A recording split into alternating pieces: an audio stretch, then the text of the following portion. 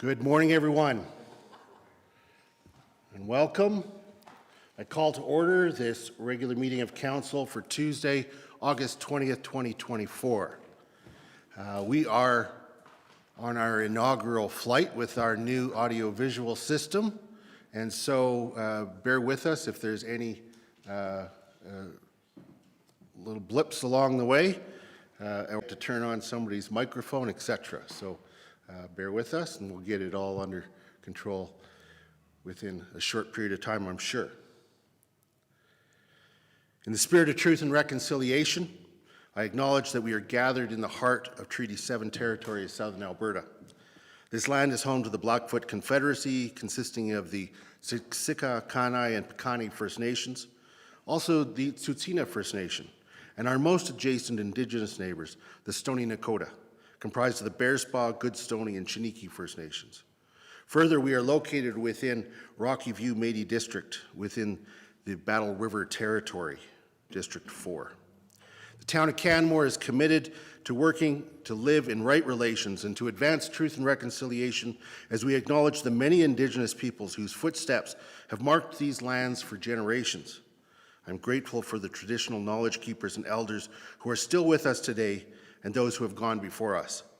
As we are all treaty people, we each have ongoing responsibilities to protect and honor all life. And now I'm very happy that we have a couple of introductions. And Mr. Mackay, are you going to do the introductions? I will. Great. Both of you. It feels like a very safe day in here. Yeah. We are very safe today. Very safe. It's my pleasure to introduce Ted Ruiter, Canmore's new fire chief. Chief Ruiter joins us from Souk, and previous to that, I was the fire chief in Fernie. So I'll let Chief Ruiter introduce himself and say a few words. Thanks, Scott. Good morning, everybody, and nice to be here. Very excited to be working in this lovely community.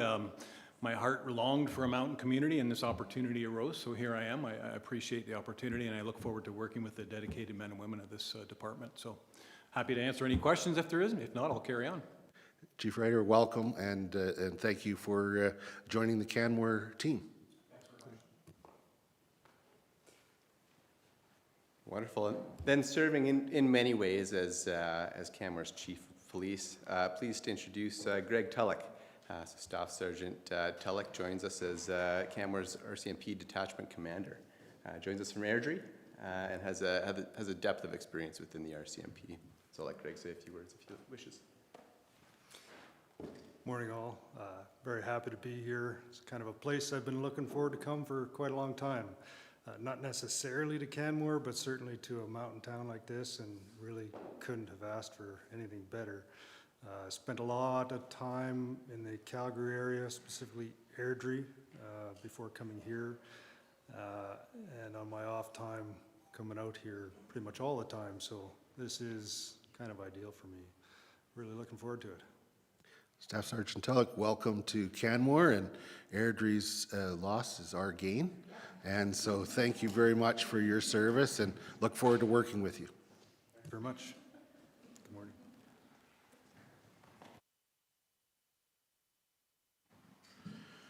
We'll now move to the approval of the minutes. Turning first to D1, minutes of the June 18th, 2024 special meeting of council. Well, actually, wait a minute. We didn't pass the agenda yet. So I'm going to go actually back and catch that. The agenda for August 20th regular meeting of council has been circulated. Are there any changes? Seeing none, I will move that we approve the agenda for August 20th, 2024 regular meeting of council as circulated. All those in favor? Carried unanimously. Now we'll move to item D1, minutes of the June 18th meeting. Are there any errors or omissions? Seeing none, I'll move approval of the minutes of June 18th, 2024 special meeting of council as circulated. All those in favor? Carried unanimously. And item D2, minutes of the July 2nd meeting. Any errors or omissions? Seeing none, I'll move approval of the Minutes of July 2nd, 2024, regular meeting of council as circulated. All those in favor? Carried unanimously. And now we'll move to item E1, business arising from the minutes. With respect to the first item under this section, Partners for Affordable Housing Funding Request, there is a report in our agenda package that Dr. Cottle has prepared, and I trust everyone has read that. And so I'll just open it up now before I put a motion on the floor to see if there are any questions from council on that report.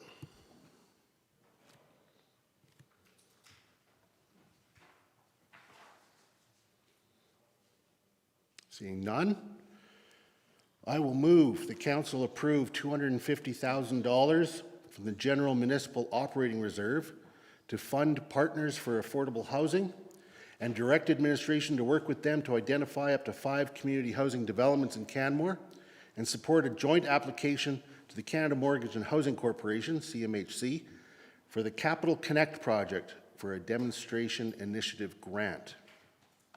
Speaking to the motion, I really appreciate the Partners for Affordable Housing coming to Canmore and offering this opportunity to us.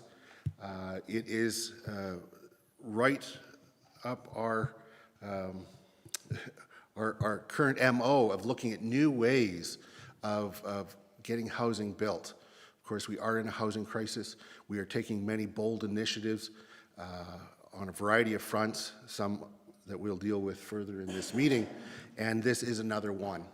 And through making what is, in the big picture, an investment that couldn't even build us one unit, we hope that we will be able to build many.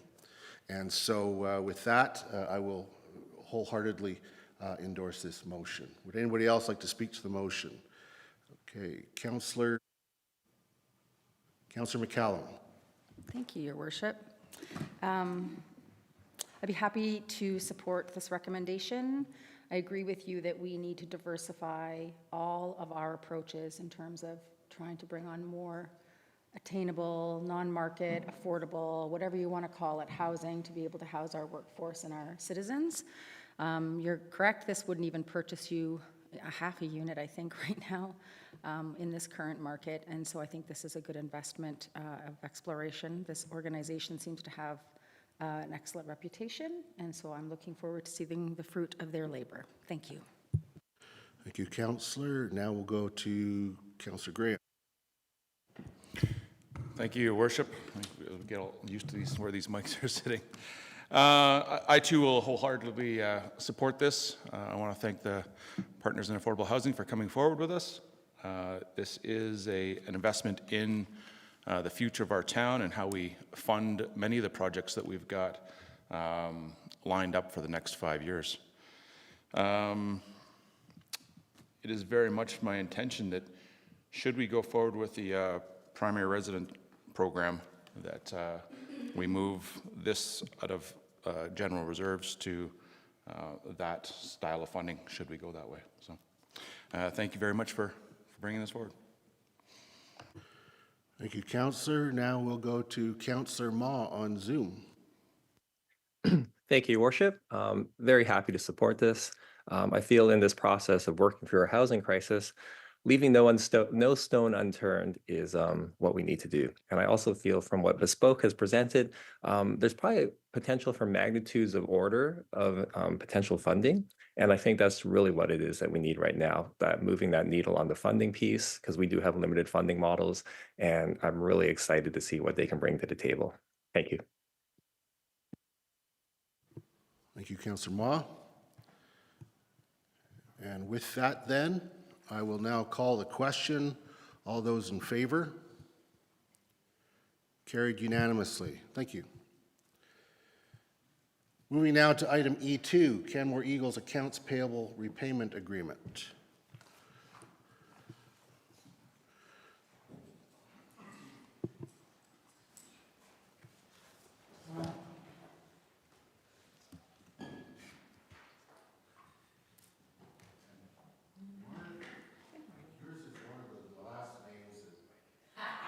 Yours is one of the last names that absolutely trouble me. So I will just say, welcome to council. It's all good.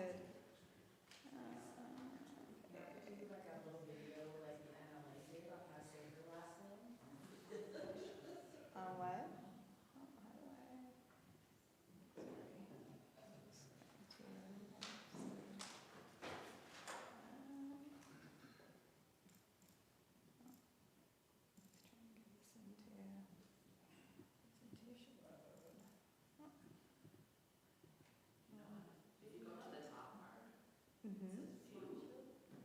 Oh, okay.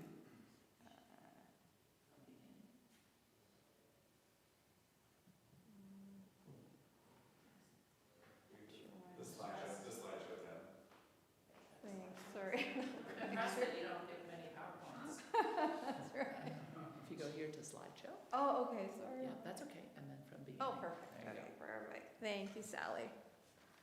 Okay, good morning, Mayor Krausert, members of council. So as you're aware, administration has been working with the Canmore Eagles Hockey Club to collect unpaid facility rental fees.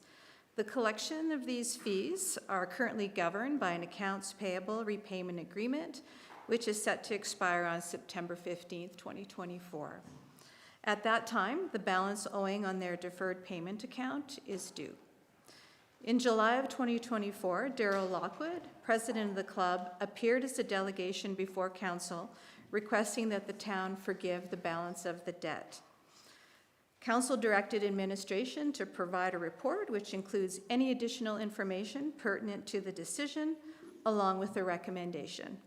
We're happy to answer any questions following this brief presentation. So just briefly, the Canmore Eagles Hockey Club was founded in 1995.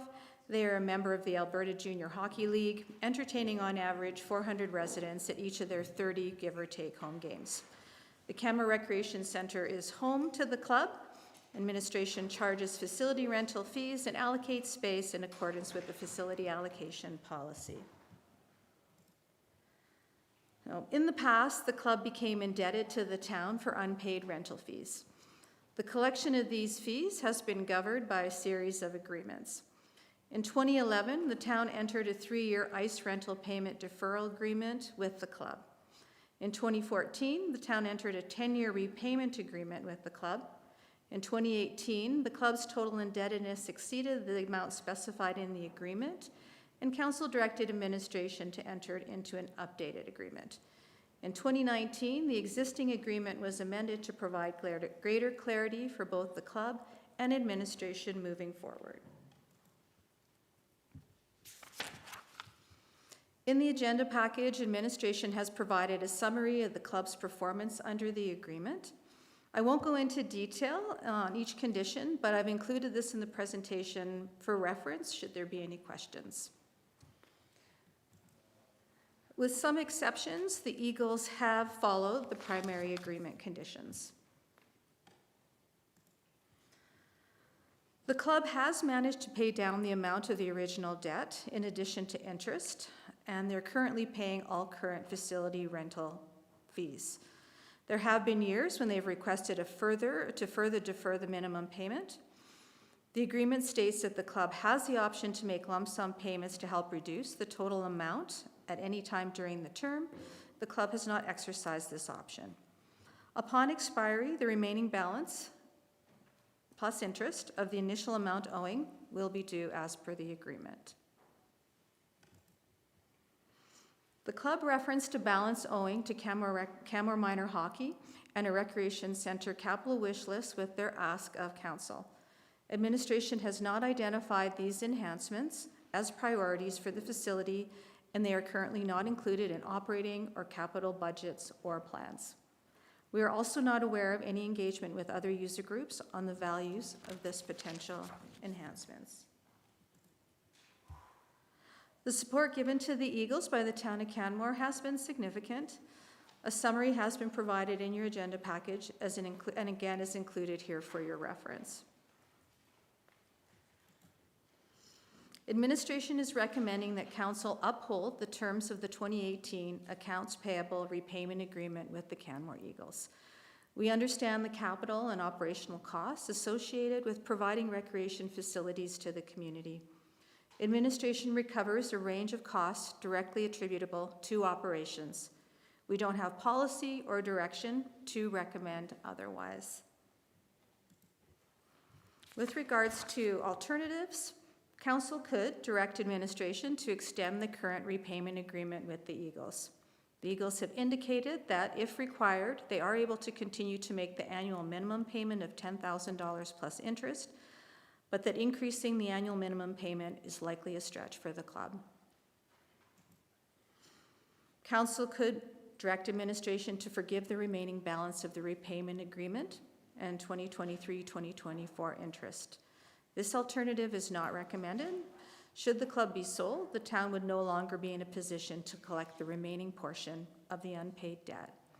In addition, forgiving the remaining balance could set an expectation with other community groups who have historically made their payments. This concludes the presentation, and we look forward to direction from Council on this matter. Thank you very much.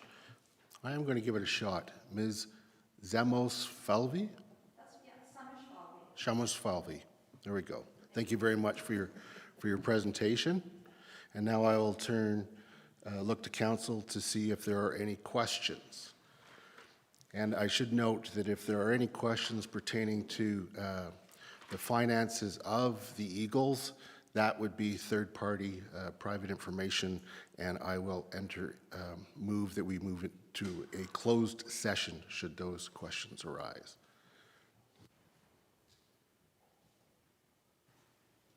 Councillor Faubert. Thank you, Mayor Krausert. Thank you for your presentation. I just had one question. Are there any other recreation user groups or nonprofits in the community who we allow to defer payments or carry a balance owing with us? So, not that I'm aware of, not within recreation.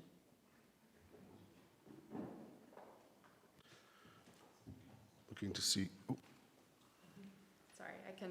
Oh, sorry. Chelsea. Hi, sorry, I was supporting from the back there. So from a finance perspective, this is the only type of agreement that we have in place related to an accounts payable balance like this. So outside of recreation, this arrangement is quite unique for the town. Thank you, Ms. Gibbons.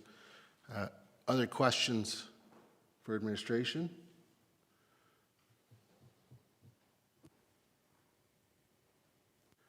Seeing none, I know that I and at least one or two others have some questions for the Eagles representatives here that relate to financial information. So I'm going to move that Council close the meeting to the public to protect the business information of a third party in accordance with Section 16, Sub 1 of the Freedom of Information and Protection of Privacy Act. And I'll look to Council. I'll move the motion, and those in favor? Carried unanimously.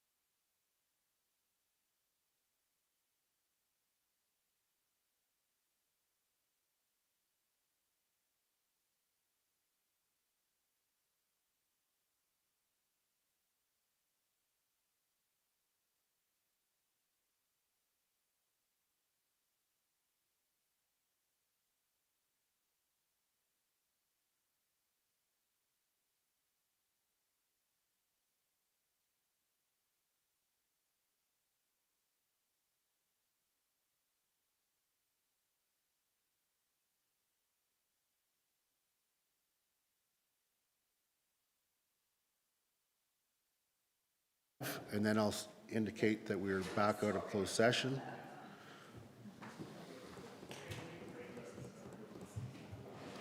Would you support?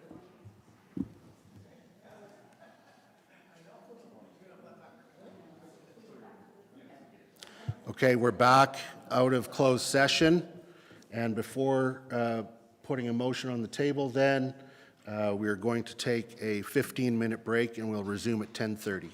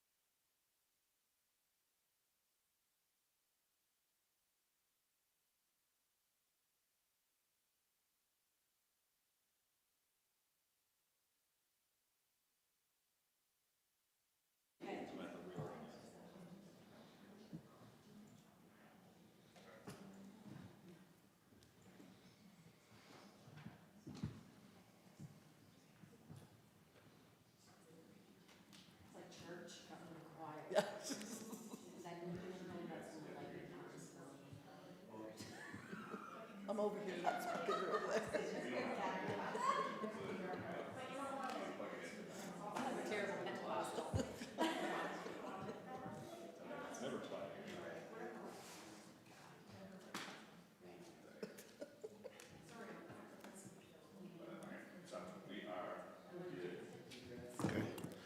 All right, we're back. Thank you, everyone, for your patience as we went through and asked some questions in the closed session. And what we're going to do now is make a motion as follows, and then I'll explain the thinking behind it. So I move that Council directs administration to extend the accounts payable repayment agreement to September 15th, 2028 on the same terms except as follows. Minimum payment of $10,000 plus interest payable September 15th, 2024. No interest charged after the September 15th, 2024 payment, and minimum payment of 25% of the principal owing as of September 16th, 2024, payable on September 15th of each year starting in 2025 through 2028.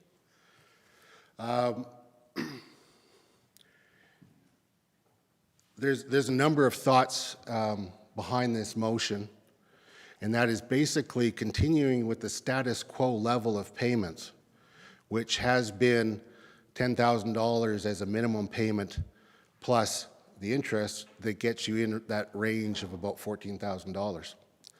But we also want to see this come to an end. Or what I would be recommending is that we approve this so that it comes to an end, that at the end of 2028, the loan is completely paid back. And in order to do that and keep with the same status quo amount of payments, removing the interest charge after this next payment is made. I would seek support from my colleagues in doing this because we of course are balancing several interests. We want to make sure that the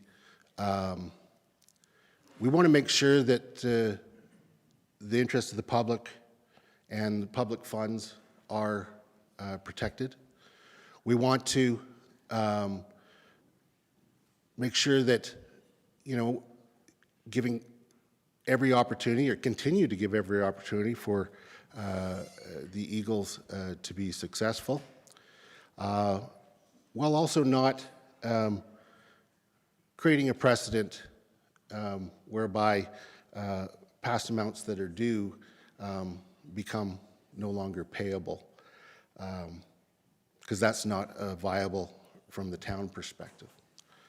So I would open this up to comments from my colleagues, but I'll first look to Dr. Cottle to see if there's any administration concern. We need to take another break. Sorry. All right. I'll go the unusual route of once a motion is on the table to take 5 minutes? Yeah. A 5-minute break, as I understand that the town solicitor may have some comments to make to the CAO. Okay, so thank you. We will take another break.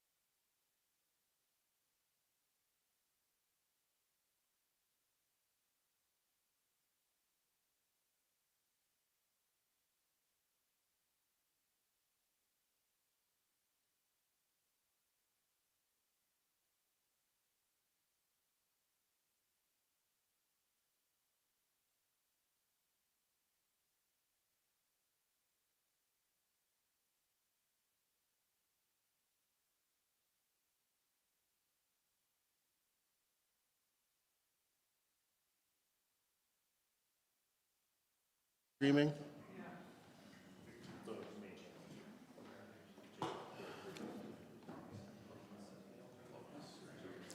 All right, we're back. There's only been one change recommended that I will accept as a friendly amendment to my original motion, and that's adding in the words "and general security agreement" in the first part. I would also like to further explain, before looking for comments from my colleagues, that it's not 25% of the principal owing at any given time when a payment is made.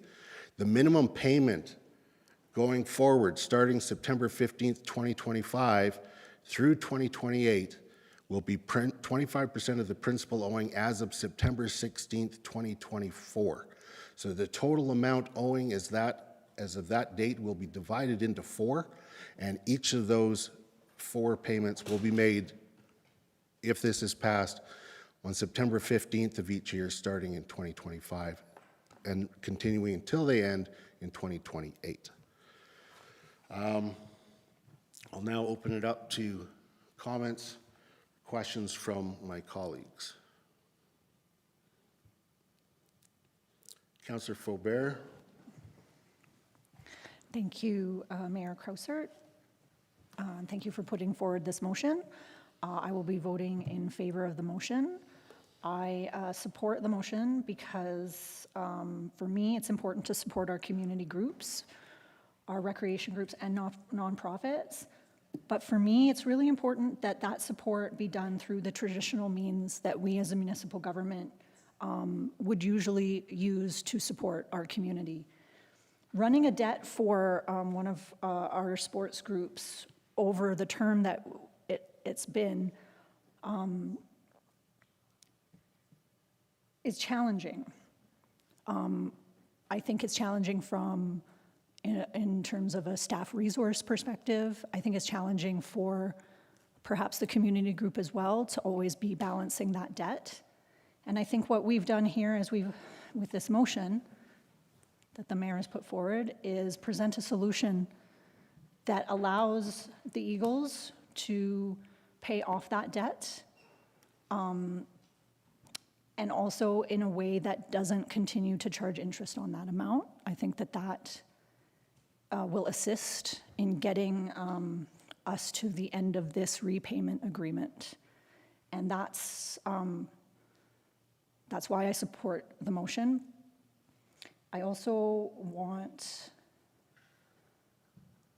to be clear that in the future, I don't think it's the role or responsibility of the municipal government to be in these types of agreements with our local groups, and I would not support one should another local group want to come forward and propose something similar. I know that there's some talk out there around expectations, and and that's just the one space that I think that we need to be clear about, is that this was a unique circumstance in the past, and now this council in this moment right now, what we have to do is make a decision in the best interest of our community, and I think that is twofold.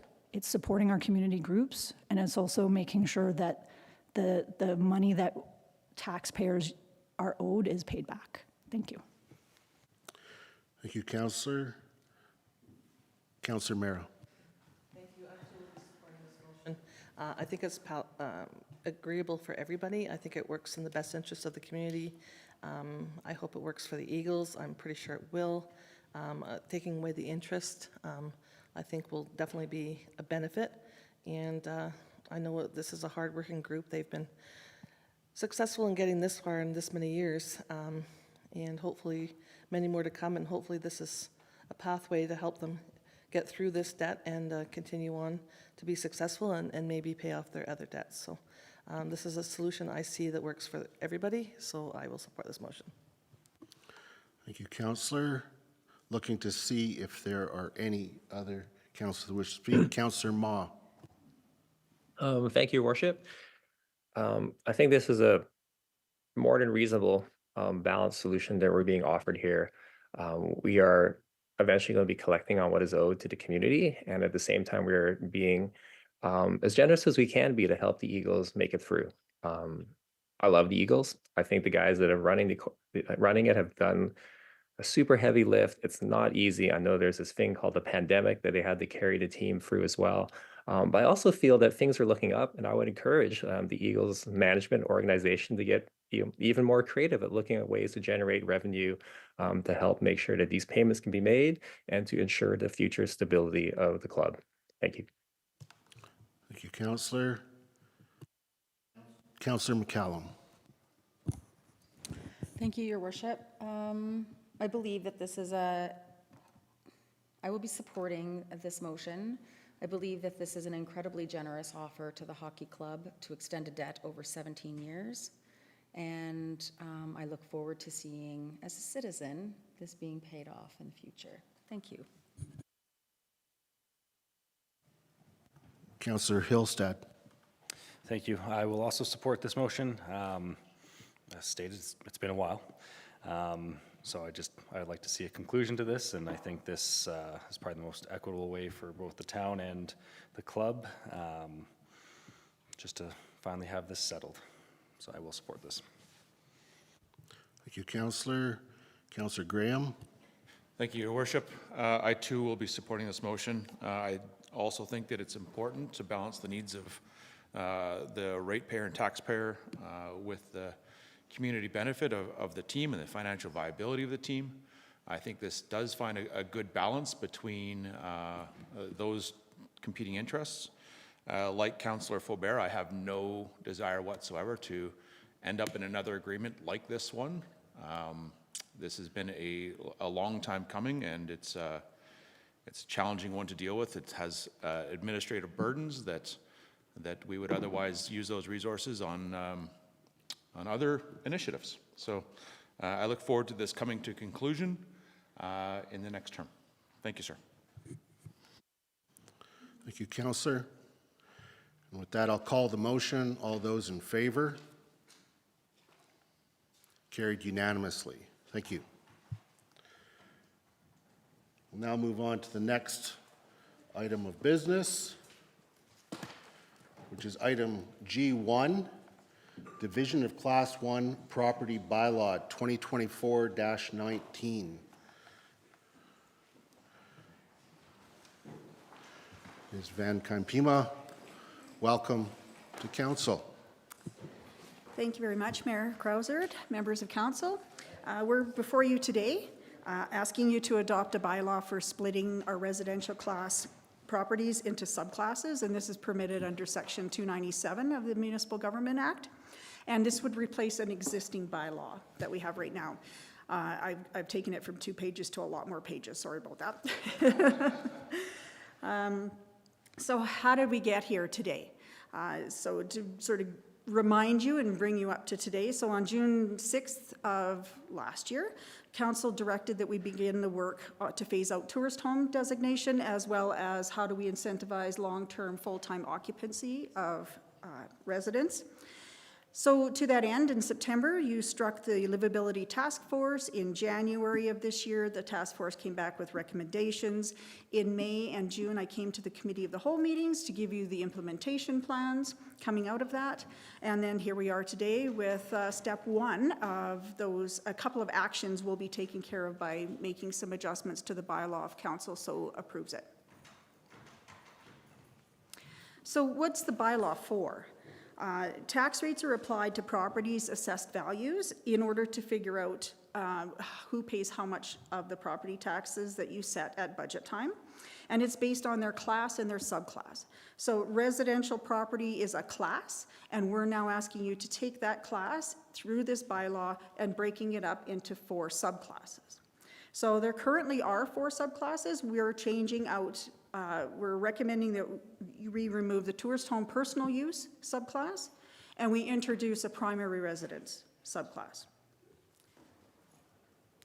Subclasses and classes are included on the assessment notice, so people will have that information, and it is something that you can appeal as part of the assessment appeal process. So we want to make sure that people are aware of what class their property is in. So of the implementation plans for phasing out the tourist home designation and incentivizing full-time, long-term occupancy of dwelling units, the proposed changes to division of Class 1 property are two of the actions that came up at the Committee of the Whole implementation plans. The first is to remove the personal use, and the second is to add in the primary residential. We're actually recommending that Council repeals the one that's currently in place and passing an amended one because the changes are so extensive to the bylaw. The whole thing would be almost redlined, so I thought it'd be easier to. So removing the tourist home personal use subclass. So one of the changes is this, and it doesn't remove the tourist home designation as a land use. It doesn't remove it, doesn't stop more tourist homes from being developed. This is strictly changes for tax purposes, not for land use purposes. It will change it so that all tourist homes are taxed at the same rate. So currently, out of the in 2024, there was 718 tourist homes at the time of sending out tax notices. 75 of those had declared personal use. What that would do by eliminating those 75, all 718 would be taxed at the same rate. If the owner does not rent out their tourist home on a short-term basis, they could choose to convert it to a residential property. And then it would be charged a residential tax rate, whichever one is applicable. And in order to do that, they would need to convert their property to residential. So what we're recommending as part of today is to put a 2-year waiver of any fees to convert your tourist home to a residential property as a way to maybe not penalize somebody who is getting with the program, so to speak. So after removing the tourist home personal use, the next step to this bylaw is to add a primary residential subclass. So it sets up the mechanism by which council can implement the primary residence tax program. So it isn't something, we're not deciding on the revenue today, we're not deciding on who's paying what today. How much we want to collect under the program will be part of the budget discussions and decisions. And then springtime will be when you decide which class of property is going to pay for that revenue. You could decide all classes of property are going to pay that revenue. So those are sort of when the decisions are. Today's purpose is to put a tool in our toolbox so that we have that available and we can do that work. Annually, properties are included in the subclass through a declaration process. So it isn't automatic for everybody, and I have slides which will get into that in more detail. People will need to declare how they occupied their property. So, for example, by the end of this year, people will need to make a declaration, how did you occupy your property this year?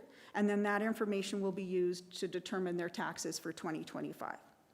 It's much easier to have somebody prove what they actually did rather than what they intend to do. So that will help us with any enforcement to make sure that people are in compliance. So what qualifies as a primary resident? In the previous taxation year, was it a residential property as first? It can't be a tourist home. The owner or a tenant has to occupy at least one dwelling unit on the property as their primary residence, because there may be more than one dwelling unit on a property, so we're not asking that all of the units be occupied as a primary residence. If you want to create a secondary suite or an additional dwelling unit, and that's what you want to use to have somebody live in it, that's great. That helps increase the housing stock that's available for people who want to make their lives here. What is a primary residence? Primary residence is where one ordinarily lives, and you conduct your daily affairs from there. Then we get into the number of days. So Vancouver and Toronto use a 6-month, which, what if it's a leap year and all of that stuff. So we decided we would go with days. So we chose 183 days. And then when we talked about it administratively, we had a working group too. We thought there could be people who are still doing it in short-term increments. So we brought in the at least 60 days are continuous, because then that would preclude someone who is habitually renting it out short-term from still qualifying if they were careful at doing the numbers. A Apartment buildings and employee housing and separately titled residential parking stalls and storage units would automatically be put into the residential primary residence subclass. The reason why apartment buildings are, they have 3 more units, but there's 1 title. Otherwise, our assessor would have a lot of fun trying to divvy up the assessment between which units were occupied in the year for at least 183 days and which ones weren't. And so we thought that the risk of there being an apartment building that wasn't predominantly being rented out as primary residences was less than the cost it would be to try and figure that out. Employee housing, those are units that are usually in a commercial property, and then there's the portion where the employee housing is that's taxed as residential.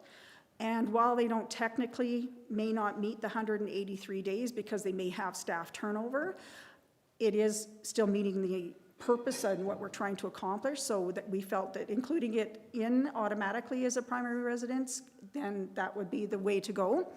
If we're finding it's problematic, we can always make changes to the bylaw going forward.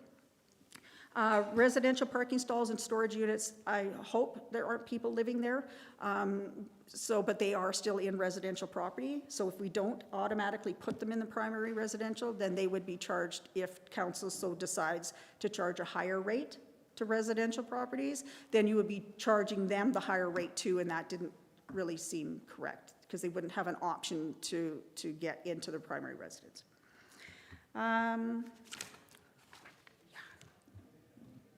So, knowing we learnt from Vancouver and Toronto, Ottawa has just started their program. As they were going through the different iterations, things came out of the woodwork that they hadn't considered. And so we, at one time, I believe, we thought we might go to the public and ask for public engagement on maybe some of these exemptions. We didn't go that route. Because we felt we got a really good bunch of information from Vancouver and Toronto's experiences as to what some exemptions could be. And in the first year, or as we learn, if there's ones we didn't think about, people can always come and appeal to council and ask them to have a reduction in their taxes if it's something we didn't think about. So keeping the purpose of our primary residence tax program in mind, and to make sure that our primary residents, through no fault of their own, couldn't otherwise qualify for primary residence. So that's sort of the mindset we put in place while we were trying to determine what exemptions we would offer.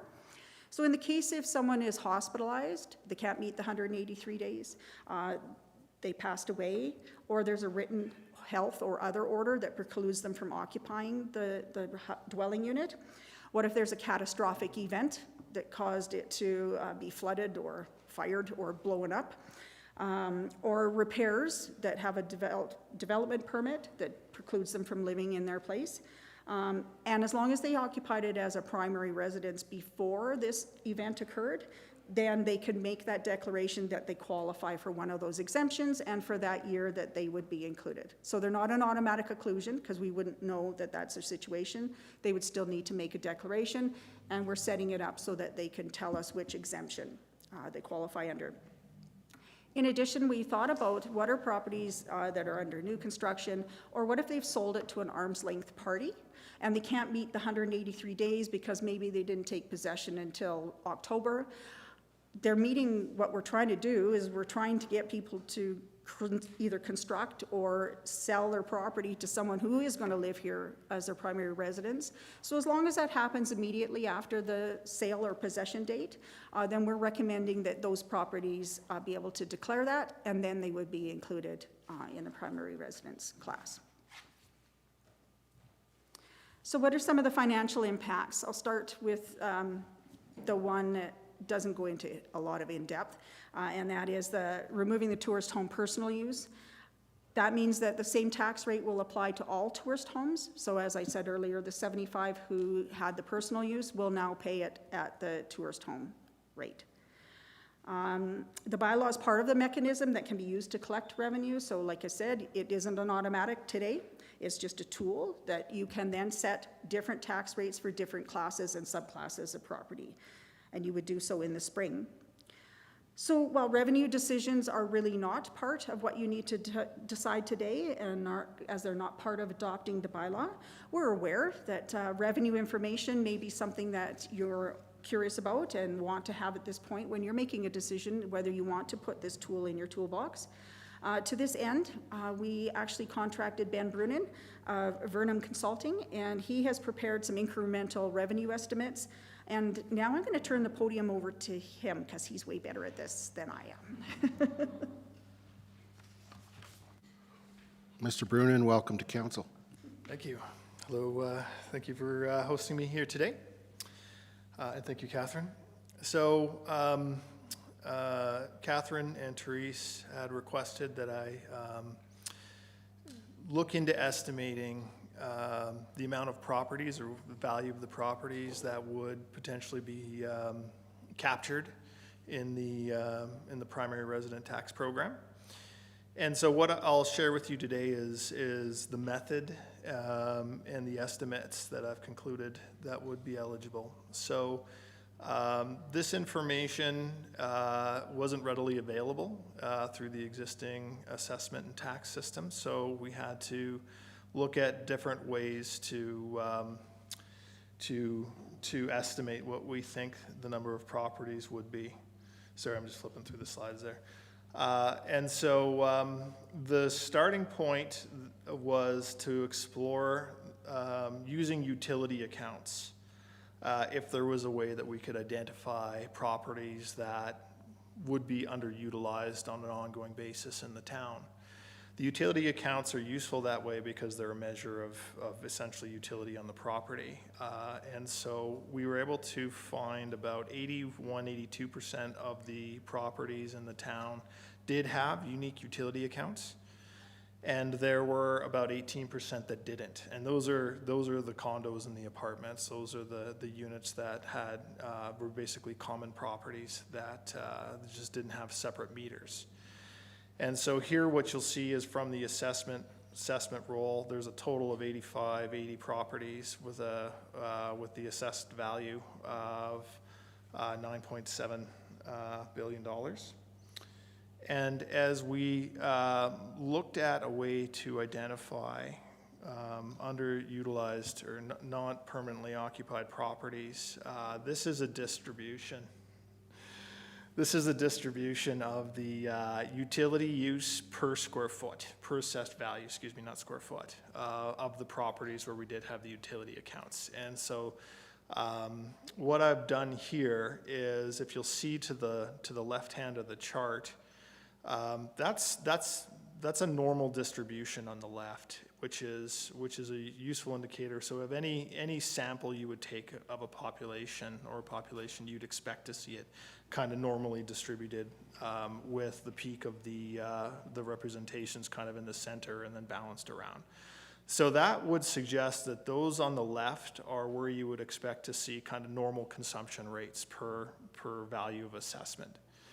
But then as you see the chart move towards the right-hand side, that's where you start to see what I call outliers. And so there are a number of properties that have a lower amount of consumption per value of assessment.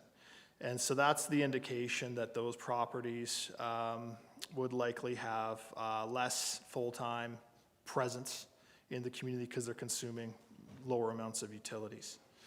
And so coming up with an estimate of 2 times the median, anything above that is sort of a measure of the central tendency. So the median is like the average, but it's essentially the sort of most central number in the data set. And so anything to the right of that substantially, that's kind of on the other side of that normal distribution, you could make the assumption that that's where those properties would be not occupied by permanent full-time residents. So that's the method and the rationale that I started with to come up with an estimate of who would be captured by this tax. And so here you see the property count on the utilities. So there's a total of 6,100 properties, and of those, 1,600 of those are to the right of that distribution that I shared with you. So that gives an assessed value of about $2 billion. Then when we look to the non-utility accounts, without having the utility data, what I did was I made the assumption that based off of the census, you see about 25%, 26% of the properties in the town were not occupied by usual residents based on the census. So assuming that percent to come up with an estimate of what we're seeing for the non-utilities gave us the number 626 properties and 460 million. So that gives the total estimate of the properties and the assessed value of about 2,200 and almost 3 billion. I went and double checked these numbers as well, looking at the mailing address of the resident, and it actually correlated decently well. If we were to sort out those residents whose primary mailing address was outside of Canmore, came up with an estimate of 2,100. The mailing at 2,100 properties and just under 3 billion for the utility accounts. So it's comparable to the assessed value of the utility accounts that I came through with the distribution method. And then for the non-utility accounts, that number was actually quite higher. But if we account for tourist homes, it's probably pretty consistent. So that's kind of an in-depth discussion of how I came to a conclusion of what I thought the number of properties and the value of the assessment would be that would be captured by this permanent residence program. So I think that's, it's always hard to conclude exactly what we're going to see from a tax revenue perspective. I didn't account for the number of properties that would move towards acquiring tenants so that they would not be subject to the tax. So there's the possibility we could see a number of these properties decrease. As well, these are just estimates, but I think they're a reliable general estimate of the size of the assessment base that would be captured by this program. Which then brings us to the slide here, which gives you a range of what would the financial impact be if you were to charge incremental or the primary resident program on that assessment base. So if there was a charge of 0.1% of the assessed value that was incremental on that base, you'd see 3 million annual revenues. And then up to 0.4%, you'd see 12 million annual revenues. So this is primarily an indication of the rate on the assessed value and the corresponding revenues that would arise. And then I'll go to one more slide. What this is indicating is median assessed value for the residential condo and median assessed value for I think that's a residential detached, but I'd have to check with the team. So there you see what that means on an individual property basis. So in addition to the total revenues, you'll see the incremental taxes that would apply to each sort of median property. And then what the team has done is they've identified Toronto and Ontario there for reference. So Toronto and Ontario both have a 1% assessed value and Vancouver has a 3% assessed value. And those are substantially higher in magnitude compared to the options that administration has presented to you. So I'll pause there and happy to answer any questions on any of the contents that I've shared. So yes, I'd like to open it up to council for questions for Mr. Brunin. Yeah, but just I was wondering, while Mr. Brunin's up on this stuff, if we could just have questions on the material that's presented by Mr. Brunin, and then the presentation can conclude. And I wanted to just underline what you said, that these are estimates. We'll ultimately know, if this program's passed today, how many non-primary resident households there are by those who are unable to register as a primary resident. And so but these are estimates to help us understand what scope we think we're dealing with, right? Great, thank you very much. Are there any other questions from council on Mr. Brunin's portion of the presentation?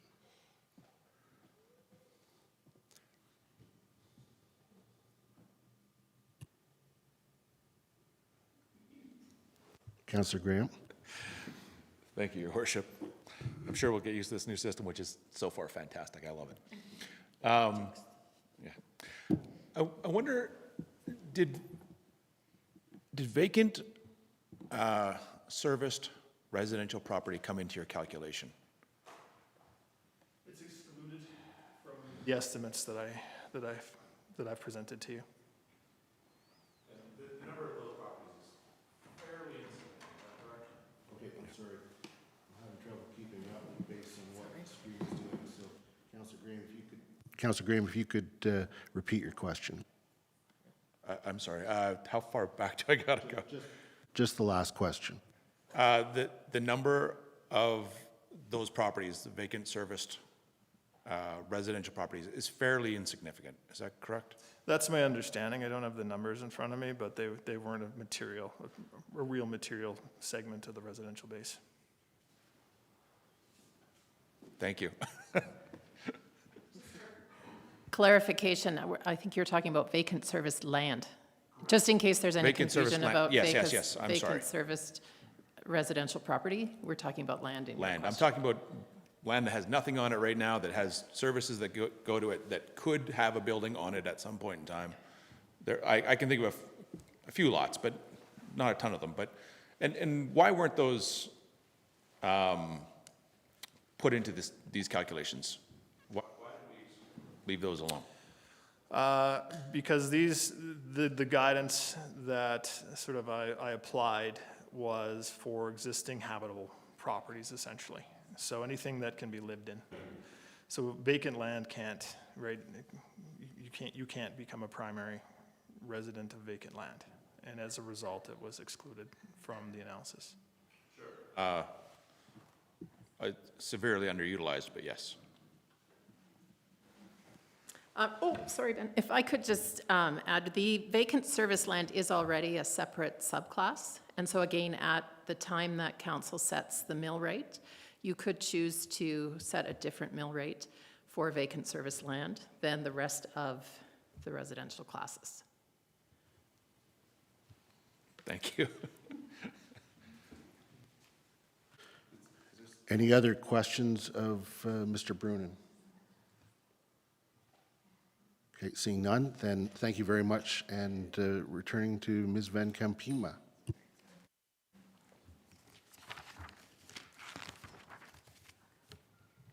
All right, almost there, I promise. So program reporting and funding criteria. So the revenue generated under the program will be placed in a separate reserve. And then we're going to be able to come back to you and provide you with reporting. So those are key performance indicators. So we're going to include those in a reserves policy so that we actually codify what the KPIs or key performance indicators are. We're going to report on those annually at year end. A report is going to be coming to you to the September 15th Committee of the Whole that will lay out our proposed KPIs so that you can put that into consideration, and then it would be formally adopted when we bring a reserve policy to you for amendment. The other thing we're working on to bring to the September 15th Committee of the Whole is criteria for spending money out of that separate reserve. That would also be codified in the reserve policy so that it's ongoing direction to future councils as to what the thought process was and what the parameters of the program were. Council can always make changes to that, but at least it's not just this discussion and does somebody even remember that this discussion happened? This way it's in a policy document. Parameters for setting the tax rate. That will be done in the spring, but before that, we will be coming to you to probably a committee of the whole. Here's what we're thinking, and then we'll bring you a tax policy that would be amended that would codify those things. And so if you decide you want to tax vacant service land higher, or you want to tax primary residents for the amount of the revenue you want to collect under the program, that would all be laid out in the tax policy. So those will be discussions coming to some meetings near you. And what about engagement? So as for engagement, this bylaw does not require a formal public hearing. And given the extensive work, as I said before, Vancouver, Toronto, Ottawa, we felt that they have a similar program, especially Vancouver's had it in for a number of had it in place for a number of years. And then, so we decided between that and the Livability Task Force that we didn't need further public engagement. Council may have a different idea, but we'd be welcome to hear that. Our communications department has actually developed a plan for being able to communicate to all of those affected as well as the general public. We're going to make sure that we're notifying directly those people who are affected so that all tourist homeowners will be let know of any changes by removing the personal use. We're going to be making sure that anyone who can or might be qualified for a primary residence is given that information. That plan is to get that out towards the end of October so that they have lots of time. There'll be some reminders going out as well. Assessment notices will be sent as usual, and that will have the class to which the property is included. And we're planning to send some extra information out to say, hey, important, make a note, this class, and this is what the impact of this could mean for you. So I think we've done some really good planning as far as being able to inform. If someone gets their assessment notice and says, oh, wait a minute, I should be in the primary residence, it doesn't say that, I need to appeal my assessment, they can do that. They just give us a call. If they qualify, they send us support to say, yes, you do qualify, great, we'll make that correction, and there would be no appeal fee. Once the assessment appeal deadline has passed, though, we can't make any corrections to the assessments. So their mechanism would be talk to us, we can fix it. If we don't agree that their support was sufficient, then they can file a formal appeal, pay the appeal fee, and then the ARB can make that decision. And that would be their mechanism. However, if they're still not happy, then meaning they can't appeal your tax notice, then the next mechanism would be coming to council to ask you to make a consideration to lower their taxes in the year for whatever their reason would be.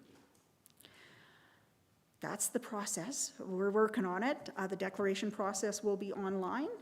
Numerous meetings this week to keep that going. So other than that, that really does conclude our presentation. And we would welcome any questions you have. We have a plethora of people ready to go for questions. Thank you.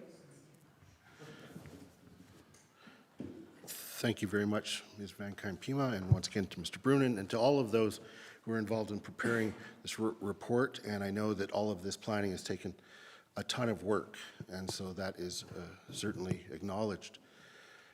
So turning to council to see if there are any questions, and I will first go to Councillor Hillstad. Thank you. With the apartment buildings and employee housing, if this might be governed somewhere else, but if we find that someone is using either employee housing or an apartment building as a short-term rental or something that doesn't fall under the primary program, what exactly does that look like? Is it just bylaw enforcement? Is it just, how do we enforce that if we do find people are abusing their use? Yeah. So by making them automatically in the class, there wouldn't be anything that enforcement could do other than take that information. Then we would say, oh, how big of a problem is this? How much are we losing? Are we encouraging something to happen that we didn't intend? And then administration could bring the bylaw back to council. And at that time, you could remove those as automatic inclusion in the primary residence class, subclass. I'll just add, as part of our work in determining what should be included where, we've spoken with our local rental providers, and there's a very small portion of any of the apartment buildings that are rented not to permanent residents. And so we really felt we're looking at less than 2 or 3%. Council will recall in the approval that you've given to incentivize development of purpose-built rental, we've also included there a requirement that at least 95% of all units be rented to permanent residents and local residents. And so we do really feel there may be a few, but that wouldn't be worth the cost to try to administer that, at least at this stage. Certainly if we determine something different is happening, we can come back to you with changes to the bylaw to address that in a different way. But we felt it was a very low risk and not the place we needed to focus the most effort. Thank you, because like I'm just thinking, because we've seen in the past, like just if a normal resident is on Airbnb or something, we do generally, we have fines and stuff in place, so I'm assuming that would just be our other mechanism if, because instead of, again, I think having those in there, the logic makes sense. It's just if you get the one-off where someone's Airbnb-ing it or VRBOing, we do have other mechanisms that can deal with that. Yes, Councillor Hillstad. The other action, one of the other actions is to bring back the business license registry bylaw, and that's where short-term rentals would be required to have a license, and to now we're proposing that they would have to include their license number in their advertising, or so that if we do get somebody saying, oh, they're renting it out, then we can check to see if they're in compliance with that bylaw. And then if they're not in compliance with that bylaw, then there's penalties and fines that come from that. Thank you. Councillor Faubert. Thank you, Mayor Krausert. Thank you, Ms. Van Kempema, and everyone for their presentations. I'm curious to understand better how this will be enforced. Specifically, say you have a property owner who does not occupy their property in Canmore full-time, but registers it on this system. What happens? Yeah, so built into the process is an audit process. So there will be, we haven't determined exactly how many yet, but there will just be people who are chosen from the declarations, and we'll say, okay, now send in your proof that that's how you occupied your property. And if they provide the proof, great, carry on. If they didn't, then there's fine mechanism in the bylaw for a false declaration, and then that would be something that would be enforced in that manner. The other thing is if we receive a complaint, my neighbor, I know he declared primary residence because I can see it online for the tax roll, because the assessment class shows up when you look up a tax roll. Then we would take those complaints and we would then contact the owner and we'd say, send in your proof, and do the same thing again. Okay. And is that in this bylaw? In this bylaw says there's false declarations, and if you make a false declaration, and also we're going to audit you, and we have 3 years past the date that you actually made the declaration, or you should have made a declaration, to actually go in and audit. So we're not just doing it on a complaint basis, we're actually doing a proactive enforcement. And we anticipate that in the early days, it would require a larger effort at enforcement because at the beginning you want to make sure people understand that we are checking. And then you might be able to back off in the later years, but we're going to start out with quite a bit of proactive enforcement. So this really kind of is on a deterrence basis, i.e. like not that we will know who is making potentially false declarations, but we have a robust auditing process that will catch some of them, and that should deter the rest. Yes. Okay. And council, part of the key performance indicators that I'm proposing to bring for your consideration in September is auditing results. How many did we audit out of the total we received? How many did we find were false declarations? What were the amount of penalties? What were the amount of taxes that we recovered from those? And that's also part of the performance indicators that we'll be reporting on. Okay, thank you. In a general sense, that we are enforcing, and this is what the outcome was. Councillor McCallum. Thank you, Your Worship, and thank you, Ms. Van Kempema, for your presentation and a really robust report. Thanks. I have a question about the exemptions. In your presentation, you showed a series of potential exemptions. One of them being hospitalization, long-term care, supportive care, owner passing away, etc. So my question is, in particular, those two, if you have a homeowner that is permanently going into long-term care, How much longer after now they're basically housed within a hospitalized setting, would we look at permitting that empty home to maintain its status as as primary residence? So the way the bylaw is written right now, they would declare every year, and if they're still in the hospital, they would get it every year. So there's no time limit right now. We can make the change if you want to make any changes to that, or we could see if that situation arises and how often, and if we want to make any changes and introduce a time limit. Right now, there is not one. Okay. And then in terms of an owner passing away, how long would we allow that home to lay in probate or within the estate prior to it being no longer considered primary residence? Bear with me here, because there's been many, many iterations of this, and I just want to make sure that I'm speaking. The owner has died at some point in the previous 2 taxation years, and that owner had occupied it as their primary residence prior to their passing. So we give them 2 taxation years. Perfect. All right, thank you very much. Yeah. I don't understand how this thing works. Councillor, oh, just one moment, your mic's. Sorry, I want to correct myself on my previous answer. Same thing with if someone was residing in long-term care. No, that's right. It's in 5A of the bylaw. And so it doesn't have the deadline or the 2 years, whereas owner dying or passing away, there is a 2-year limit. Yeah, and that's the only one that has a limit in the number of consecutive years that you can have the exemption.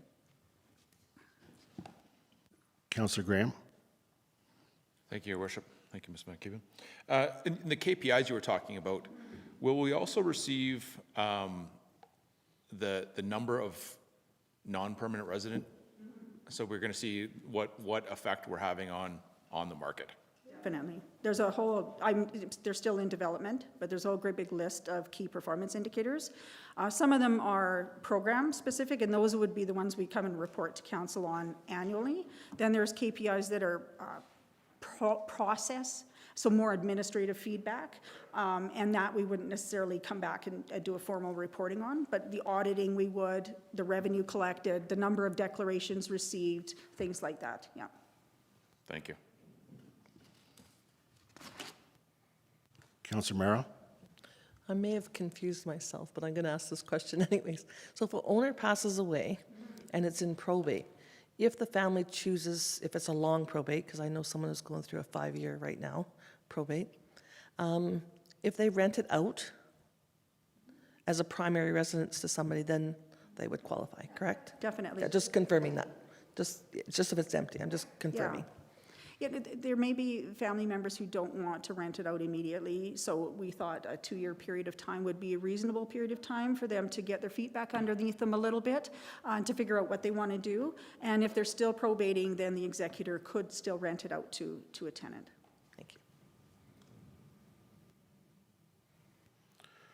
Looking to see if there are any other questions from council.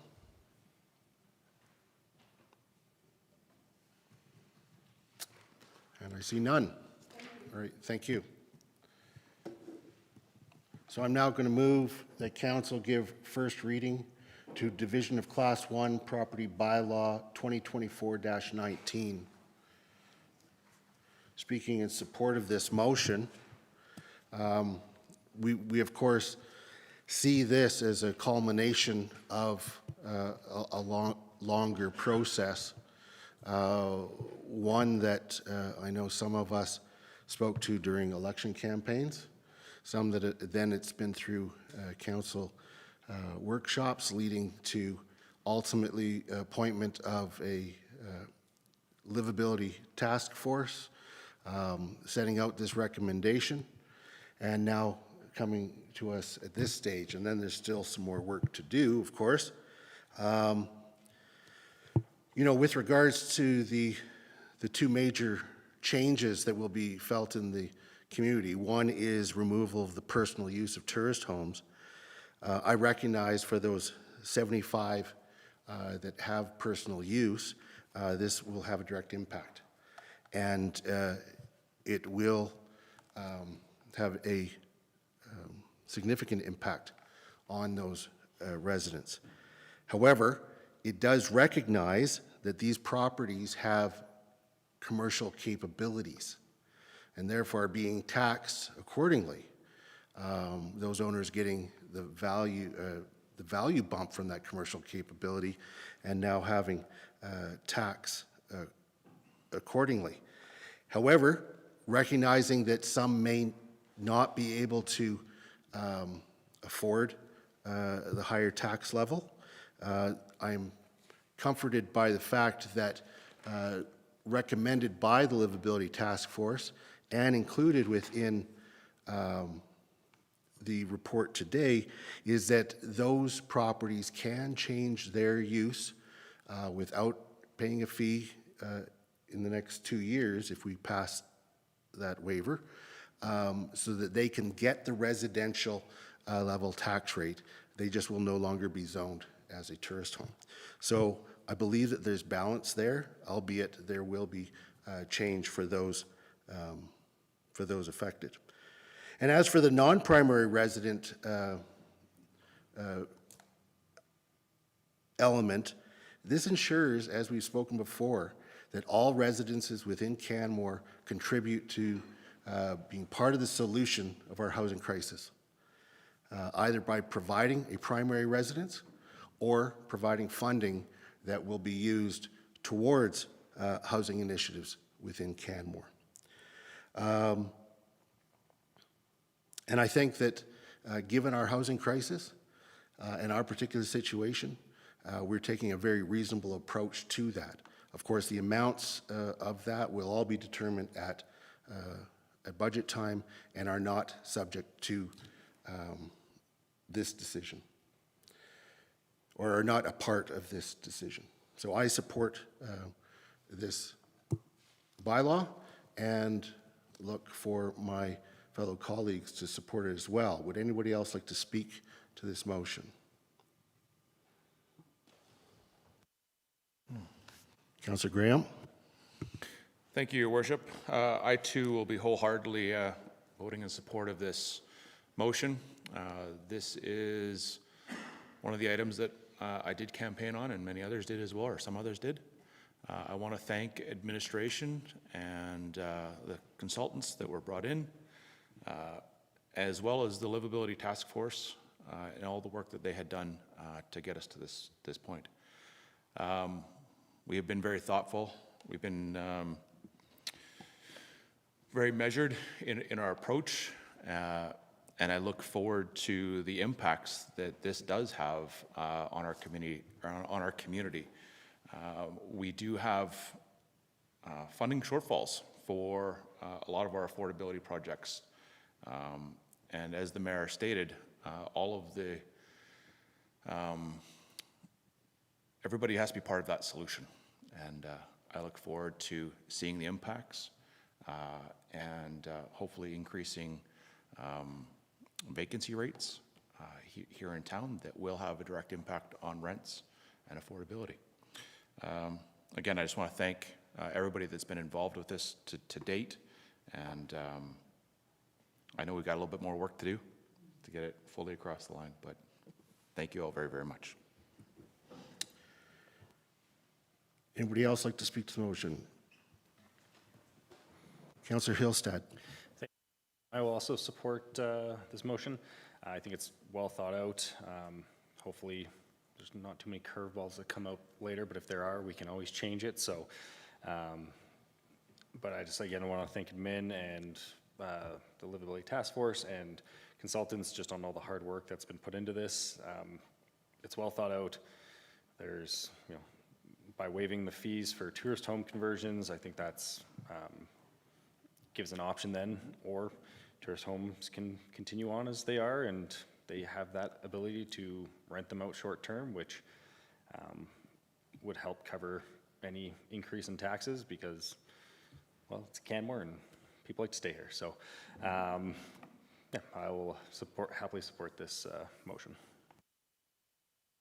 Thank you, Councillor. Councillor Ma. Thank you, Your Worship. Very happy to support this initiative.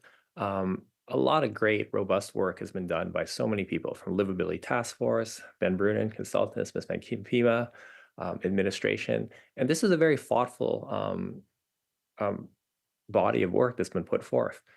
As noted before, we need serious tools to help us move our housing crisis forward. And this gives us another tool in the toolbox, especially with regards to funding.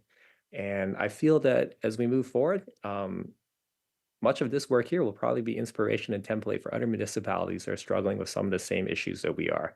So thank you for your great work, everyone. Happy to support. Councillor McCallum. Thank you, Your Worship. I will be supporting this motion. This is a topic that our community has been talking about for a very long time, and always pointing to west of us, look what they do there. So I'm grateful that there are much larger, more complex communities that have put forward bylaws that we can copy their good work. That's always helpful. And understand and learn from the mistakes or any corrections that are required in the program. I agree that every door in this community has a responsibility to contribute to helping to solve our housing crisis. And I'm grateful that I sit amongst a group of people that felt they had the political will to make the change in this way. We will see how this rolls out over the coming years, but I'm happy to put my hand in the air to support this step forward in finding new resources to help fund and support our affordable housing crisis, or a housing crisis, period. Thank you. Councillor Faubert. Thank you, Mayor Krauser, and the rest of my colleagues for their comments. I think a lot of excellent work's gone into developing this tax policy. I know what our intentions are as a council and what our objectives are, and that we are exploring solutions to address a serious issue of affordability around housing in our community. And that this exploration of this idea has been worthwhile. However, this is the off-ramp for me, and I will not be voting in support of the bylaw. I'll start with tourist homes.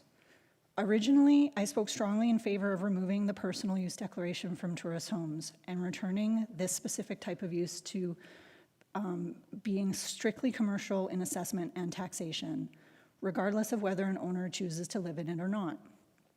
That was because that change aligned with my values, to have less paperwork, less declarations to process, less processes, and a more straightforward taxation situation for this specific type of resort tourist home use.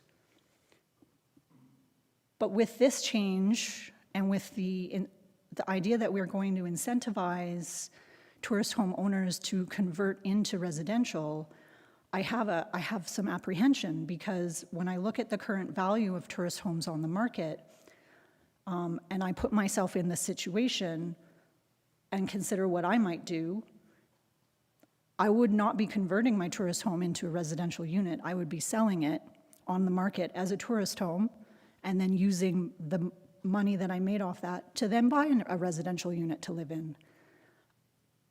And so I'm not necessarily convinced that the transition of tourist homes into residential homes through this particular change is going to be achieved. And could result in more pressure on our residential real estate instead of more housing units. What we expect to happen and what will happen might not be the same thing, including my assessment of the situation. I support removing the personal use declaration as a way of reducing red tape and paperwork, which brings me to the permanent residential tax subclass. I am 100% in support of a vacancy tax. I believe a vacancy tax is exactly what we need as a community. And I know that what we have explored and what we have put together in terms of a tax policy is as close as we can get in Alberta to a vacancy tax for our community. But I also look at the system that's being proposed, and for me, I have intense apprehension that it will make it more difficult to be a resident in Canmore, and that it will, as a result, see people who can't afford increased tax rates being unintentionally in a situation where their taxes go up because they didn't realize they had to register. And then they have to go through an appeal process.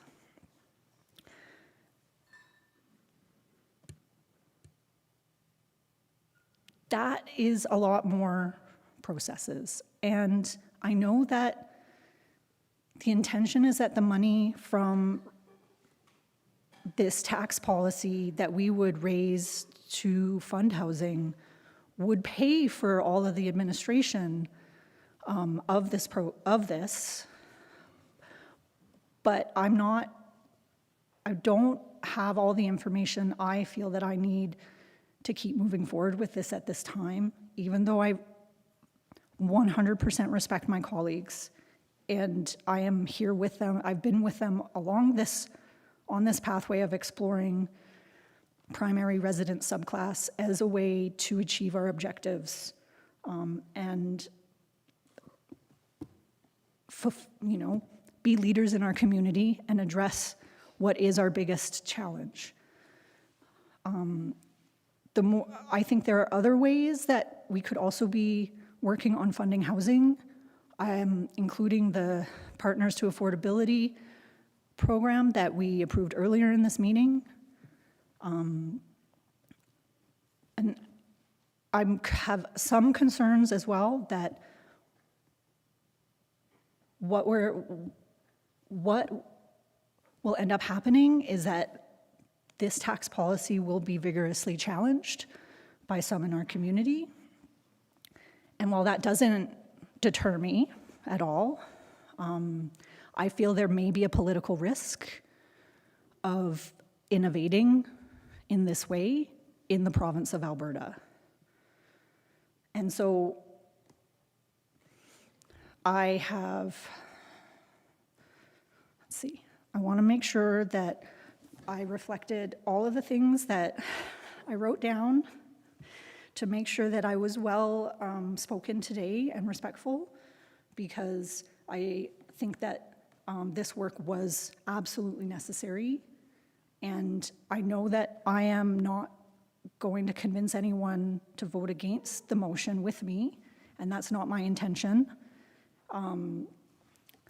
But I do have to vote with my conscience, and at this time, which I know in the past I've asked about off-ramps, and I feel that at this time this is my off-ramp. And thank you so much for everyone for listening. Thank you. Thank you, Councillor. And certainly respect your opinion in this regard. I did want to add a couple of things. There's no doubt that this results in a change for everyone, whether you're a non-primary resident or a primary resident. And so for the primary resident who will have to go once a year to click a couple of buttons on a form, it will take some getting used to, and Ms. Van Kampima spoke to a communication plan around that. Also spoke to the opportunity for those who notice that their assessment is different. Yeah, if they didn't catch the earlier communications, there's yet another opportunity to make sure that it's right. After the learning curve, I think it will be a pretty easy thing, and there's benefits. You know, somebody might ask, well, how do I benefit from this? Well, you don't get the higher tax rate that goes with the non-primary resident. That's an immediate impact. But more so, you are being part of a system that then allows the encouragement of either primary residents in homes that are currently not occupied by a non-primary or not occupied by a primary resident, and you support a system that provides more housing, especially non-market housing, so that maybe our kids can afford to stay here, that new people as they arrive can stay here, and that we can work to maintain the community that we love, as opposed to going the pathway of so many destination mountain communities before us that lose their community.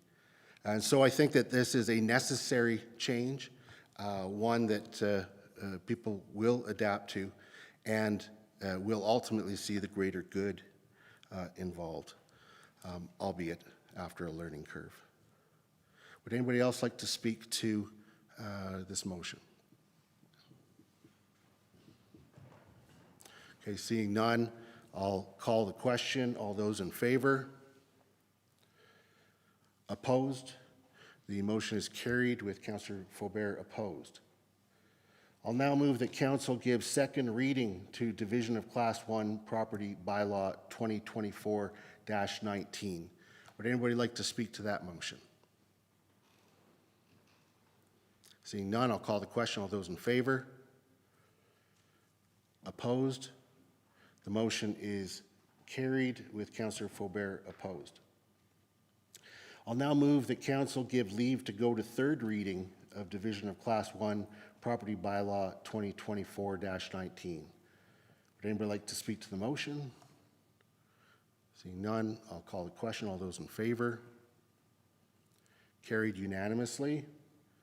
I'll now move that Council give third reading to Division of Class 1 Property Bylaw 2024-19. Would anybody like to speak to the motion? Seeing none, I'll call the question. All those in favor? Opposed? The motion is carried with Councillor Faubert opposed.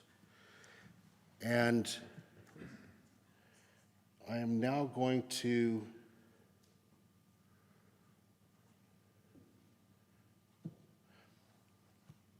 I think what we're going to do is we're going to go straight to H1, and then we're going to actually take our lunch break. Are we doing the tourist home, this one here? Oh, there's one more motion. Okay, sorry, thank you, everyone. There's one more motion there that Council waive fees to convert tourist home properties to residential until December 31st, 2026. Speaking to the motion, as I mentioned before, I think that this is the right thing to do in order for those who currently have personal use of tourist homes to give them that option at low as cost as possible with regards to making the change of use. Would anybody else like to speak to that motion? Seeing none, I'll call the question. All those in favor? Carried unanimously. So now we'll move to H1, request for exemption to collection of levies and fees policy.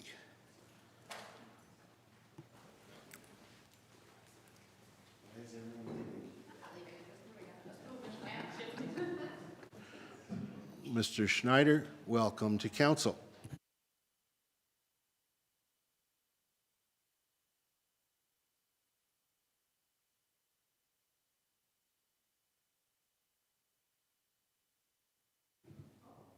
Is it? No, here we go.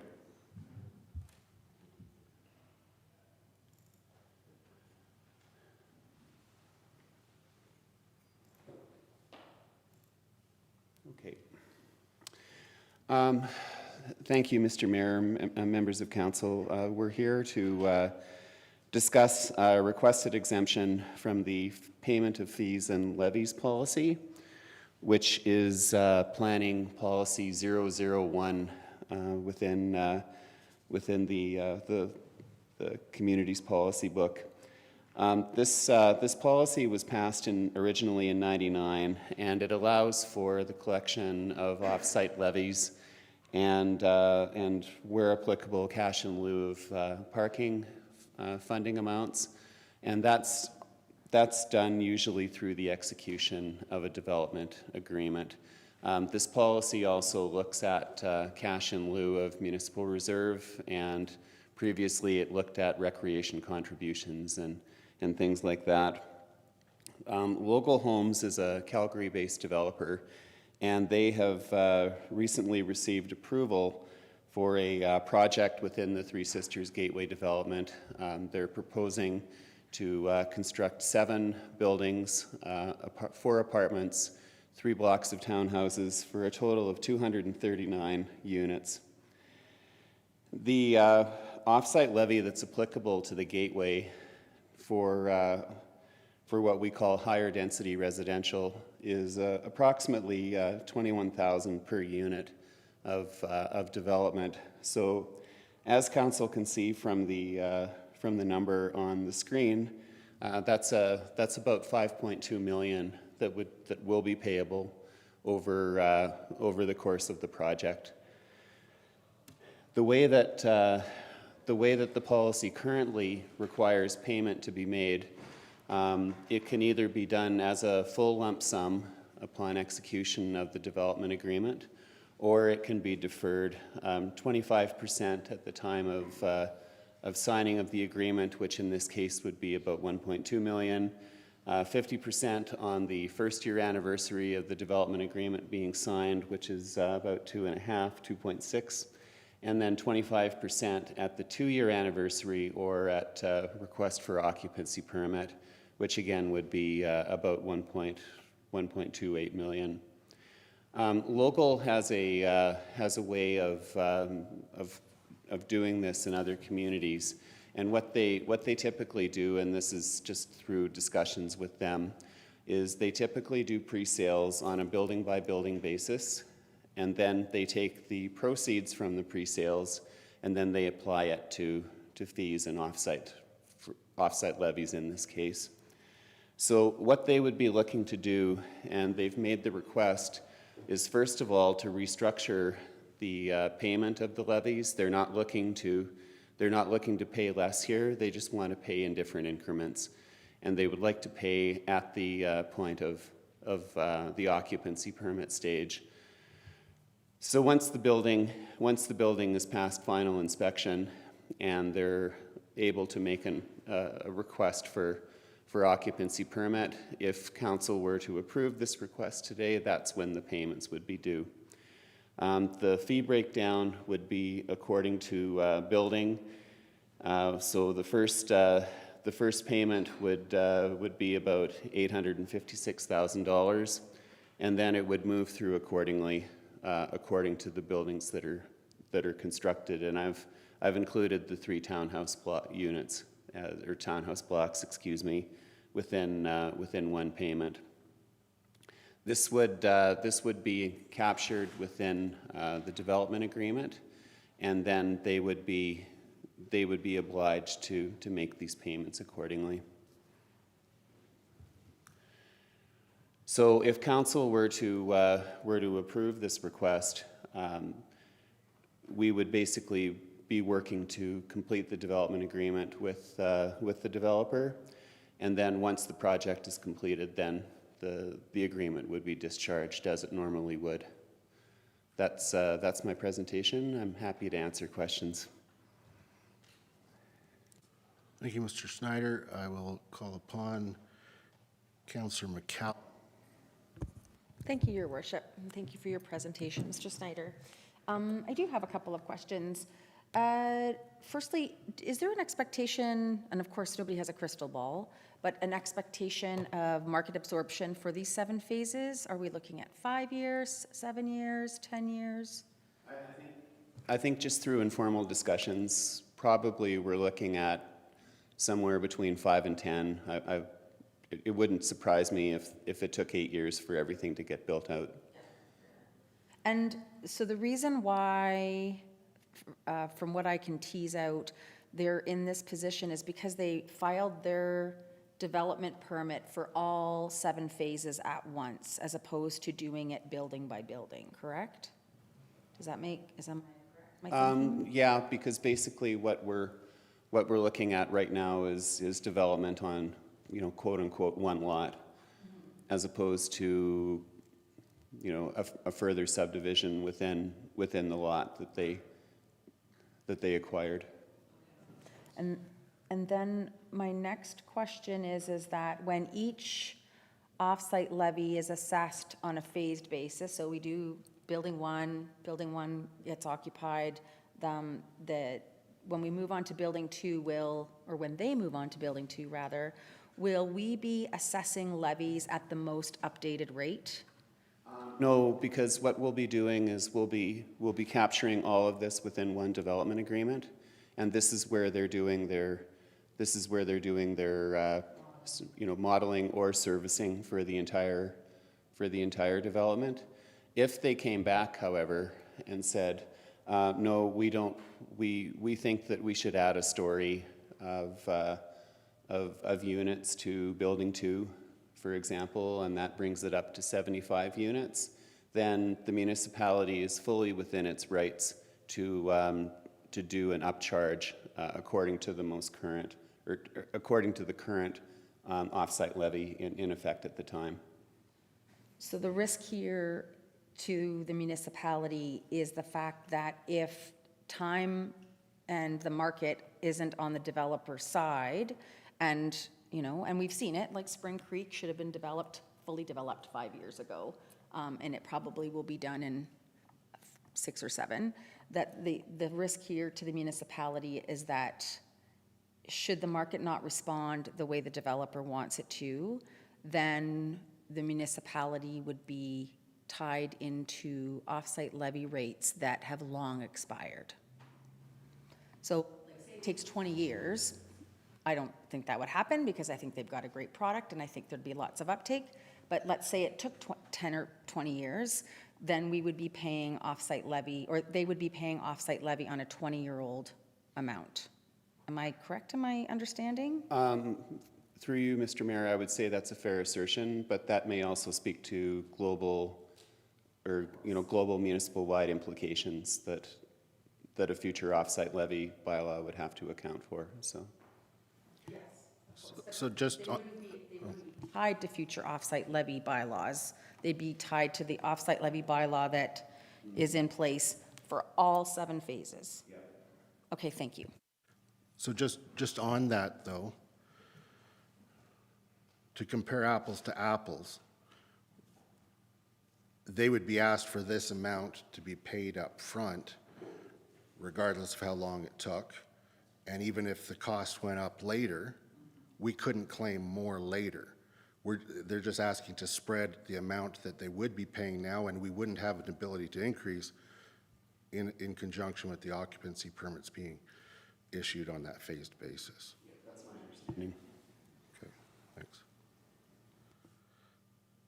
Looking to my colleagues to see if there are any other questions. Councillor Mera? Thank you. Thank you, Mr. Schneider, for coming to us with this. Do we have any existing outstanding or phased in existence now agreements on offsite levies? The 25-50-25 deferment has been used in a number of different agreements. Or yeah, we've done it. We've done it in accordance with with how the policy is set out. Thank you.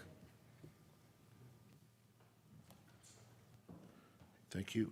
Councillor McCallum? Yeah, sorry, one more question. So I just want to I'm sorry if I'm asking like kindergarten questions, my apologies. So no matter how we phase the payments of their offsite levy, the per door levy is set. That ship has sailed. Am I correct in my understanding? Okay, all right. And so the developer is looking for a change in how they are able to pay the fees that are set here at the same time they're appealing the fees that they're paying too, correct? I'm not certain whether or not the builder is part of that appeal. They are. I don't know that we could say the appeal is about the fees. The appeal is about a number of things. But it's about the offsite levy bylaw. They are which is part of what the isn't- appeal. Yeah, okay. Yes. Thank you very much. Councillor Ma has his hand. Councillor Ma? Thank you, Your Worship. Thank you, Dr. Cottle. A question to Mr. Schneider. Logo says that this is the phased approach that they enjoy in other communities. Did they reference what those other communities might have been, for example, please? I don't have a list of what other communities or how other communities structure their offsite levy payments. I've been told by them that this is basically their business model, and this is how they prefer to operate. So. Okay, thank you. So that would be presumably how they operate in Calgary? If Calgary charges offsite levies accordingly like that, Okay, thank you. then that's how they do it. Okay, thank you. Mr. Schneider, we're obviously looking to exempt, or the recommended motion is to grant an exemption from a policy from 1999. And I'm wondering if maybe as a result of this ask or just the passage of time, whether we'll be looking to update that policy. Actually, Mr. Mayor, this reviewing this policy and potentially recommending alternate ways of collecting these types of fees is something that planning and development is looking to do over the next year. Thank you very much. Looking to my colleagues to see if there are any other questions. Seeing none, thank you very much, Mr. Schneider. I'll then move that Council grant an exemption from policy PD 001, collection of levies and fees policy, for local homes to pay offsite levies related to their development on a phased basis. And I will support this motion. I think that this is a good move.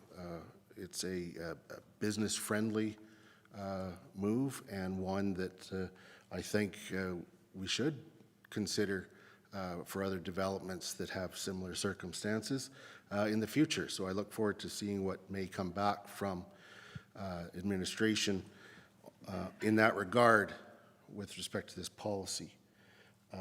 And so I support the motion and look to see if there are any other members of council that wish to speak to it.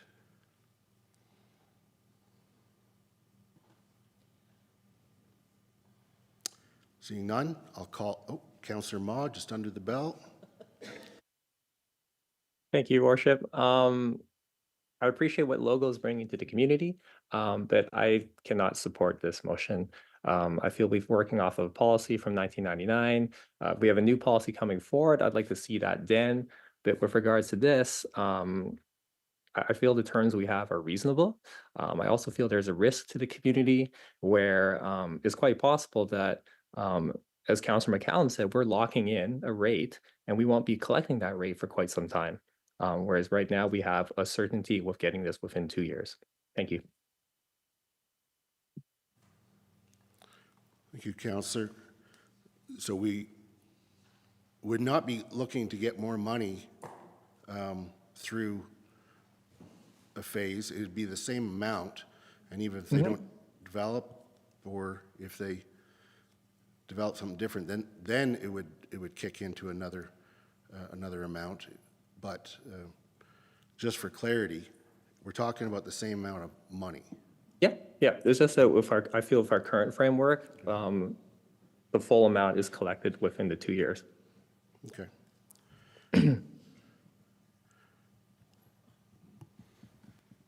Councillor Hillstead.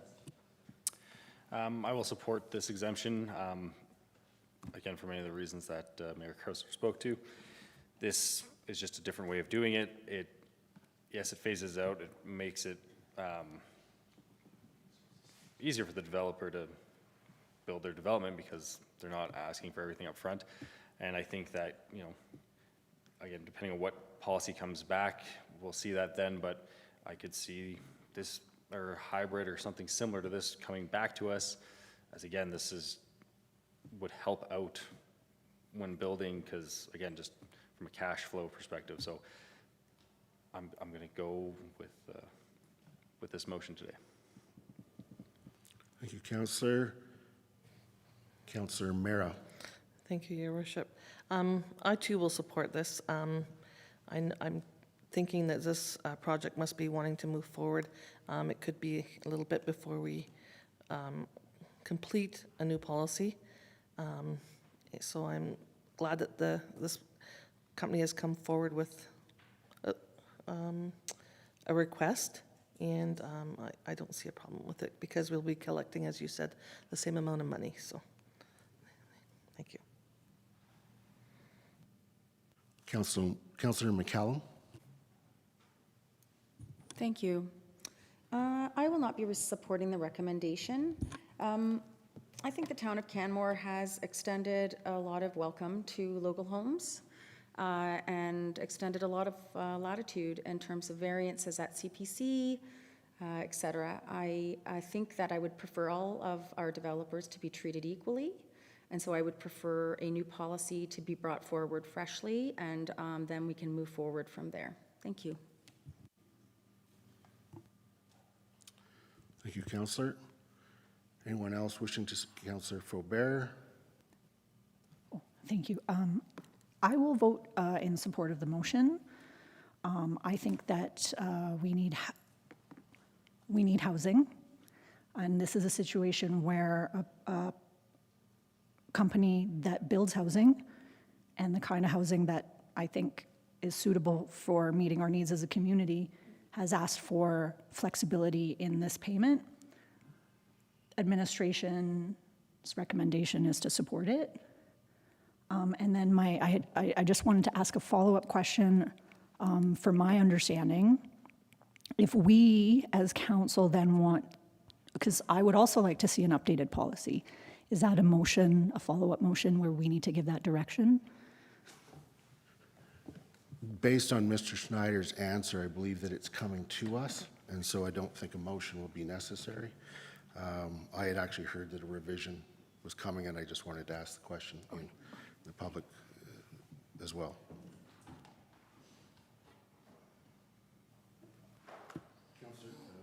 Councillor Graham. Thank you, Your Worship. This is a weird day. It's a weird day. In principle, I have not a lot of issue with this. But I'm thinking back to another moment in time of this council where we did something like this, and that policy, that decision directly affected policy that went forward later on. And I kind of promised myself that I would never end up in that situation again, and here we are. I guess I can't promise those things, but I too would have liked to have seen an update in the policy as this exception. I have no problem with what we're doing here. I just operationally is where I'm getting challenged. So I'm hoping to see that policy come back relatively soon. If we don't need a motion, then great. But I'll vote against this one today.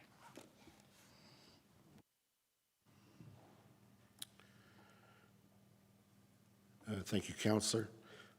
Often change comes about because of a situation arises in which it becomes necessary or helpful or beneficial.